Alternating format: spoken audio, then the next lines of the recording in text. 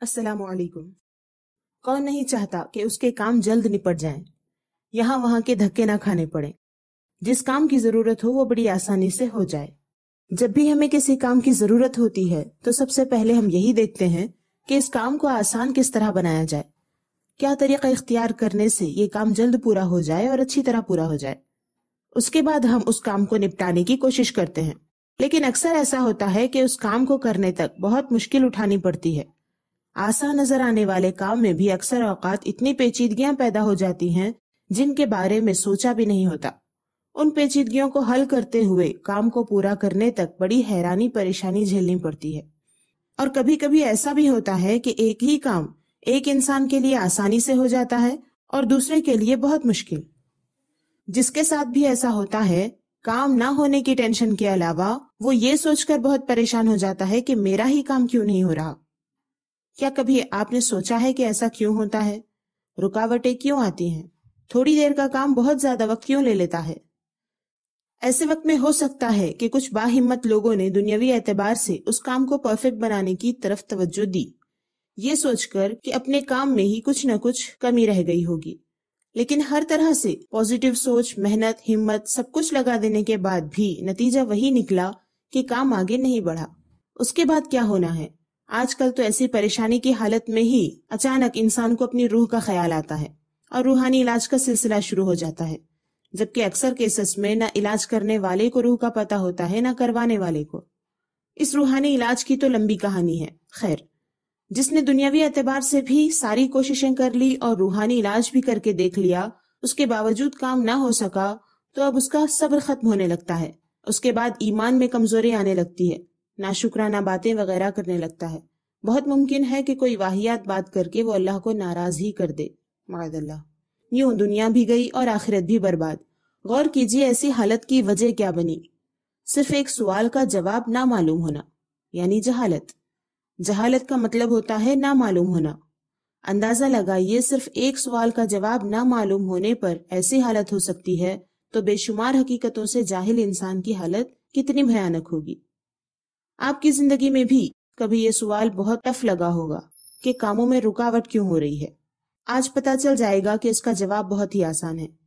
دنیاوی کام کاج میں رکاوٹ ہونے یا کسی کام کے ضرورت سے زیادہ مشکل ہو جانے کی دو وجہیں ہیں۔ ایک تو وہ جو اس حدیث میں ذکر ہوئی ہے، اللہ کے رسول صلی اللہ علیہ وسلم نے فرمایا، ان اللہ یحمی عبدہ المؤمن الدنیا وہو یحبہ کما تحمون مریضکم الطعام والشراب تخافون علیہ۔ اللہ تعالیٰ اپنے مومن بندے کو دنیا سے بچاتا ہے، حالانکہ وہ اس سے محبت کرتا ہے، جیسے تم اپنے مریض کو ایسے کھانے پینے سے روکتے ہو جس کا تمہیں اس پر خوف ہوتا ہے۔ حوالہ مسند احمد۔ ہم مریض کو کچھ ایسی چیزیں کھانے پینے سے روکتے ہیں جن کو استعمال کرنے سے اس کی تکلیف بڑھنے کا ڈر ہوتا ہے، کیونکہ ہمیں اس سے ہمدردی اور محبت ہوتی ہے۔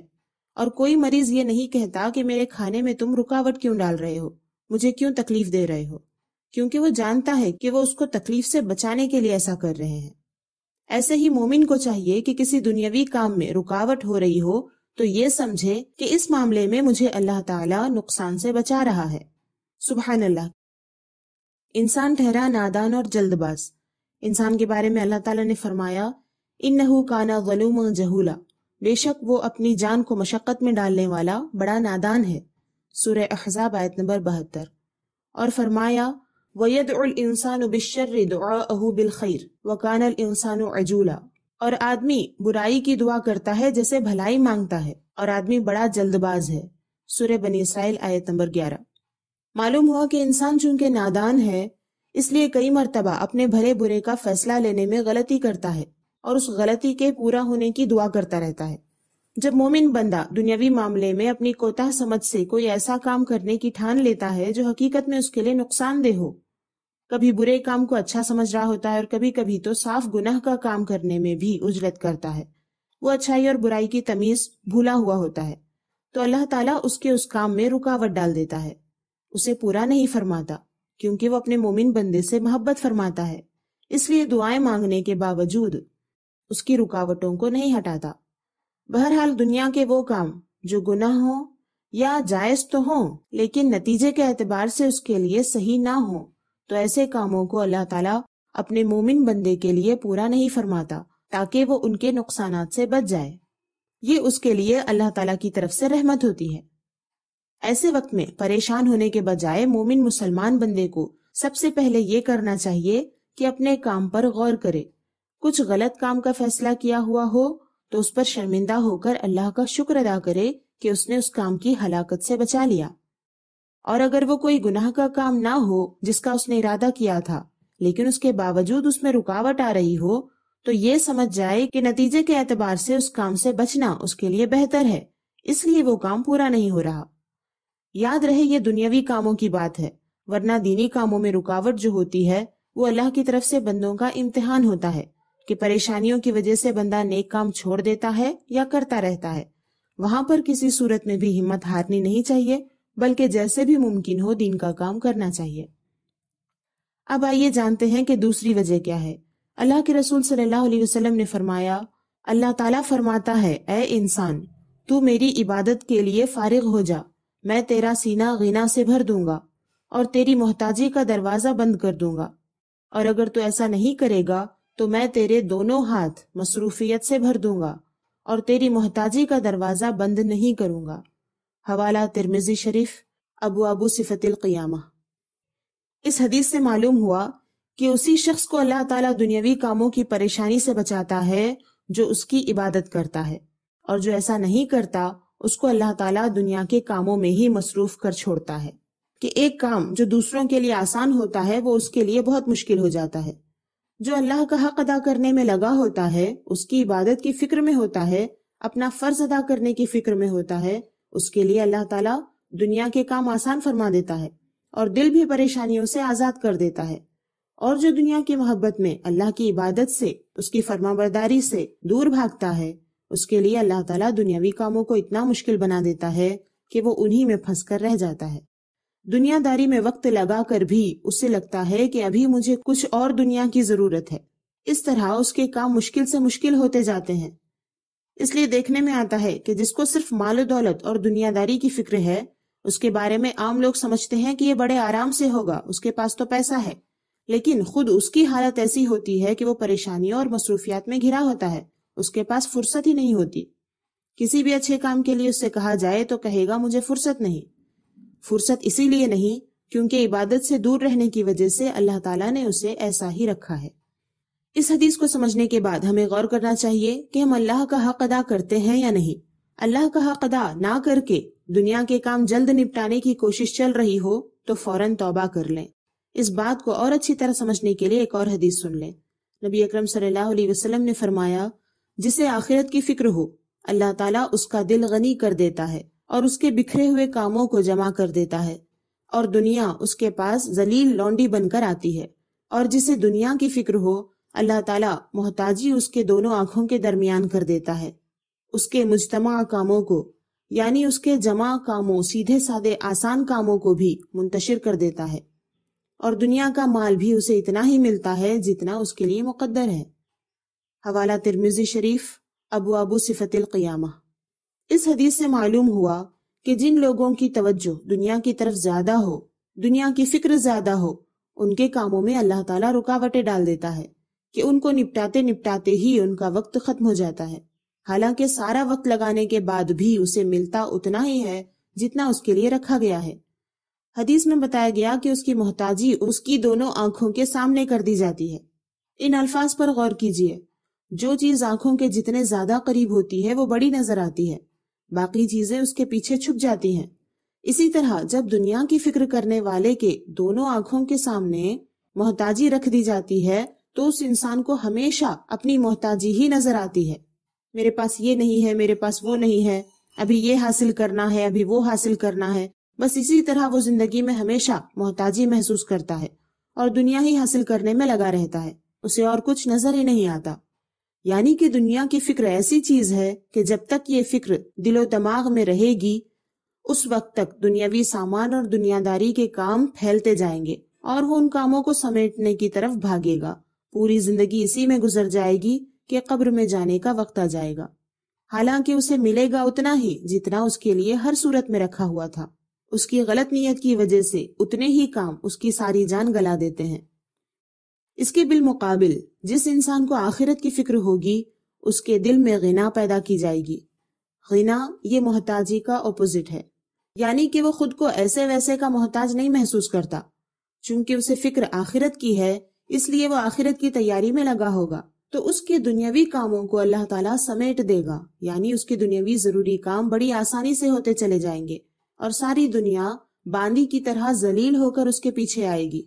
لیکن وہ دنیا میں سے صرف اتنی ہی چیز لے گا جس سے اس کے دین میں مدد ملے، کیونکہ اس کو تو آخرت کی فکر ہے۔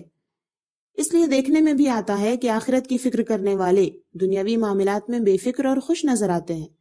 اس کے پیچھے یہی راز ہے کہ اللہ تعالیٰ ان کے لحاظ سے ان کے دنیاوی کاموں کو آسان کر چکا ہوتا ہے۔ حقیقت یہی ہے کہ جب تک دین سے زیادہ دنیا کی نیت رہے گی تب تک نہ دین ملے گا نہ دنیا ملے گی۔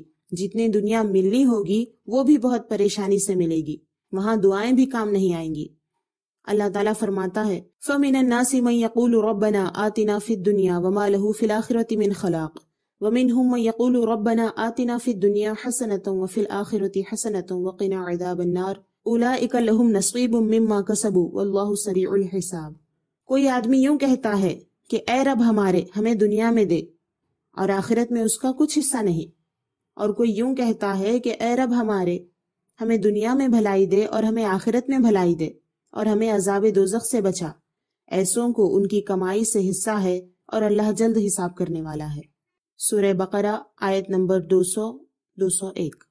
معلوم ہوا کہ دعا کا معاملہ بھی یہی ہے کہ جو آخرت کے ساتھ دنیا کی اچھائی چاہیں گے ان کو دنیا اور آخرت دونوں جگہ اچھائی ملے گی، اور جو صرف دنیا کے لیے دعا کرتے ہیں انہیں آخرت میں کچھ نہیں ملے گا۔ اللہ تعالیٰ دنیا میں ہی ہر چیز انہیں دے دے گا، لیکن سب کچھ پانے کے بعد بھی وہ پریشانی اور نقصان میں ہی رہیں گے۔ ان کے بارے میں اللہ تعالیٰ کا حکم ہے مَن كَانَ يُرِيدُ الْعَاجِلَةَ عَجَّلْنَا لَهُ فِيهَا مَا نَشَاءُ لِمَن نُرِيدُ ثُمَّ جَعَلْنَا لَهُ جَهَنَّمَ يَصْلَاهَا مَذْمُومًا مَدْحُورًا وَمَنْ أَرَادَ الْآخِرَةَ وَسَعَىٰ لَهَا سَعْيَهَا وَهُوَ مُؤْمِنٌ فَأُولَٰئِكَ كَانَ سَعْيُهُمْ مَشْكُورًا۔ جو جلدی والی دنیا چاہتا ہے تو ہم جسے چاہتے ہیں اس کے لیے دنیا میں جو چاہتے ہیں جلد دے دیتے ہیں، پھر ہم نے اس کے لیے جہنم بنا رکھی ہے جس میں وہ مذموم مردود ہو کر داخل ہوگا۔ اور جو آخرت چاہتا ہے اور اس کے لیے ایسی کوشش کرتا ہے جیسی کرنی چاہیے اور وہ ایمان والا بھی ہو تو یہی وہ لوگ ہیں جن کی کوشش کی قدر کی جائے گی۔ سورہ بنی اسرائیل آیت نمبر 18 اور 19۔ آخرت کے سامان کے مقابل دنیا کا سامان جلد ملنے والا سامان ہے، اس لیے لوگ ہزار مشکلات برداشت کر کے بھی اسی کو پسند کرتے ہیں۔ لہٰذا ان سے کہہ دیا گیا کہ جلدی والا سامان چاہیے تو انہیں مل جائے گا، لیکن آخرت میں ان کے لیے کچھ نہیں۔ معلوم ہوا کہ دنیا میں جن کو جلدی جلدی سب کچھ چاہیے ہوتا ہے، آخرت کی ان کو کوئی فکر نہیں ہوتی۔ اللہ تعالیٰ انہیں ان کا حصہ اس طریقے سے دے دیتا ہے کہ اسے پانے میں وہ ساری زندگی گنوا دیتے ہیں، اور جیسے ہی ان کی زندگی ختم ہو جاتی ہے ویسے ہی عذاب شروع ہو جاتا ہے۔ بہت لوگ چاہتے ہیں کہ ان کو دین بھی ملے اور دنیا بھی۔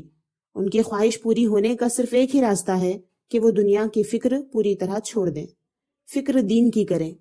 دونوں چاہیے کہ رٹ چھوڑ دیں، کیونکہ دنیا ہے ہی ایسی چیز جس کو چھوڑ دینے میں ہی بھلائی ہے۔ جب چھوڑ دو گے تو پیچھے آئے گی، اس کا ارادہ کرو گے تو تم کو اپنے پیچھے بھگائے گی، پھر اپنے غلط چناؤ کی وجہ سے ہمیشہ کے لیے پچھتانا پڑے گا۔ اس لیے پورے خلوص کے ساتھ اللہ کے ہو جائیں۔ ایسا کرنے والوں سے اللہ کا وعدہ ہے کہ ان کو دین بھی ملے گا، دنیا بھی مل جائے گی۔ اللہ اپنے بندوں کو دنیا کے معاملے میں رسوا نہیں کرے گا۔ ہم سے زیادہ وہ ہماری ضرورتوں کو جانتا ہے۔ جب ہم اللہ کی طرف توجہ کریں گے تو دنیا کا سامان تو بہت چھوٹی چیزیں ہیں، اللہ تعالیٰ کئی گنا زیادہ بڑے انعامات عطا کرے گا۔ وہ کیسے مومن ہوں گے جو اللہ کے ہو جانے سے ڈرتے ہیں؟ یہ کہتے ہیں کہ صرف دین کی بات کریں گے تو دنیا میں کیسے رہیں گے؟ معاذ اللہ۔ وہ کیا سمجھتے ہیں یہ دنیا کس کی ہے، کس کی قدرت میں ہے؟ کیا وہ بھول گئے ہیں کہ دنیا اللہ نے ہی بنائی ہے اور وہی اس کو چلاتا ہے؟ کیا وہ یہ سمجھتے ہیں کہ اللہ اپنے دین پر چلنے والوں کو ایسے ہی چھوڑ دے گا، بھوکا رکھے گا، یا ذلیل ہونے دے گا، یا وقت سے پہلے مار ڈالے گا؟ دین کی فکر کرنے والوں کے ساتھ کچھ بھی ہوگا تو کیا اللہ کو اس کی خبر نہیں ہوگی؟ کیا ان کی پرواہ نہیں ہوگی؟ کیا وہ ان کے دنیاوی معاملات کو سنبھال نہیں پائے گا؟ یا وہ یہ سمجھتے ہیں کہ اتنی بڑی دنیا میں اللہ کا حصہ تھوڑا ہے؟ معاذ اللہ۔ اس لیے وہ یہ سمجھتے ہیں کہ دین کی راہ پر چلنے والوں کو دنیا تک پہنچنا ناممکن ہے۔ کیا انہیں یہ نہیں معلوم کہ دنیا اللہ کے نزدیک مچھر کے پر سے بھی زیادہ ذلیل ہے؟ اس کی کوئی اوقات نہیں۔ وہ اپنے بندوں کو اس جیسی ہزاروں دنیا کا مالک بنا سکتا ہے، لیکن وہ اپنے بندوں کو اپنا ہی بنا کر رکھنا چاہتا ہے، اس لیے دنیا کے پیچھے ہلاک ہونے نہیں دیتا، تاکہ وہ آخرت میں اس دنیا سے کروڑوں اربوں کھربوں بلکہ اس سے بھی کئی گنا زیادہ عظیم الشان اور خوشحال زندگی گزاریں۔ کاش کہ انہیں یہ سمجھ آ جائے، لیکن کیسے سمجھیں گے؟ علم سے دور رہنے والے، چھوٹی سی سوچ رکھنے والے اور دین و دنیا میں فرق نہ سمجھنے والے اللہ کی مرضی کو نہیں سمجھ پاتے، نہ اس کی محبت کو سمجھ پاتے ہیں۔ خیر، اب تک آپ سمجھ ہی چکے ہوں گے کہ دنیا کا کام جلد نپٹانے کے لیے کیا کرنا چاہیے، یہی کہ آخرت کی فکر کرنی چاہیے۔ دنیا کے کام خود بخود آسان ہو جائیں گے۔ اس کا مطلب یہ بالکل نہیں کہ زبان سے دین دین کریں اور دل میں نیت دنیا کی ہو، نہیں، اللہ تعالیٰ نیتوں کو جانتا ہے، صرف سچے دل سے آخرت کی فکر کرنے والوں کے لیے ہی یہ انعام ہے۔ بہرحال زندگی کو آسان بنانے کا صحیح طریقہ یہ ہے کہ آخرت کی فکر کریں اور دنیا سے صرف ان چیزوں کے لیے دعا کریں جو آخرت کے لیے کام آنے والی ہوں، اس لیے کہ دنیا میں وہی چیز اچھی ہے جو آخرت کے لیے کام آئے۔ اس طرح نیت اور فکر کو درست کر لینے کے بعد اسی نیت کے حساب سے کاموں میں مصروف ہو جائیں، اسی کے مطابق دعا کریں، اپنے اور اپنے پیاروں کا خیال رکھیں، اللہ کے ہو کر رہیں۔ اللہ حافظ۔